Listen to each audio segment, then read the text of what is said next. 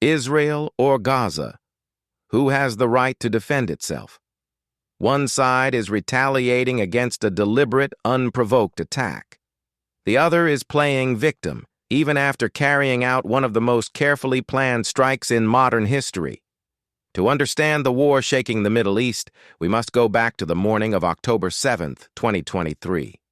On that morning, while most Israelis were asleep, Hamas launched a coordinated assault that changed everything. Thousands of rockets screamed out of Gaza, hitting towns, cities, and civilian neighborhoods. At the same time, Hamas fighters blasted holes in Israel's border fence, stormed through on motorbikes and trucks, and fanned out into southern Israeli communities. Their targets were not only military outposts, but also homes, kibbutzim, and even a music festival. Over 200 people were killed in the space of hours: families, children, the elderly. More than 250 were dragged into Gaza as hostages. For Israel, it was the deadliest day in its history, and for Jewish people, the worst massacre since the Holocaust. Israel's response was immediate and furious. The government declared the country at war. Fighter jets struck Gaza within hours, aiming at Hamas command centers, rocket sites, and tunnel networks. A complete siege was announced: electricity cut, fuel blocked, and supplies tightly restricted. Then came the mobilization of hundreds of thousands of reservists. Within weeks, Israeli ground forces rolled into Gaza, determined to dismantle Hamas and rescue hostages. The war entered the dense urban heart of Gaza, with battles above ground in crowded neighborhoods and below ground in vast tunnel systems. But Gaza was only the spark. Within a single day of Hamas's attack, Israel's northern border began to burn. Hezbollah in Lebanon, another Iran-backed group, opened fire with rockets and missiles at Israeli military positions. Israel struck back with artillery and airstrikes.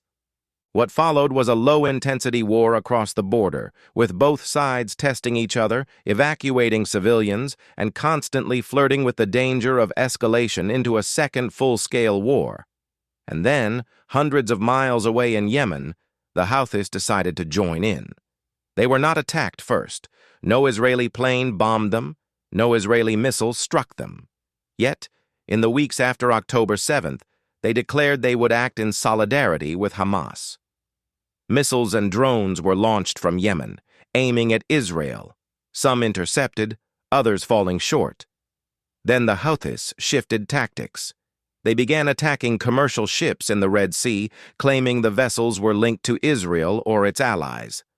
This threw global shipping into chaos, forcing cargo lines to reroute around Africa, raising costs, and causing ripple effects worldwide. Behind all of this stands Iran. For years, Tehran has built what it calls the axis of resistance: Hamas in Gaza, Hezbollah in Lebanon, the Houthis in Yemen, and militias in Syria and Iraq. Iran funds, trains, and arms these groups. After October 7th, U.S. officials said Iran was complicit in supporting Hamas, but found no proof it ordered the attack directly.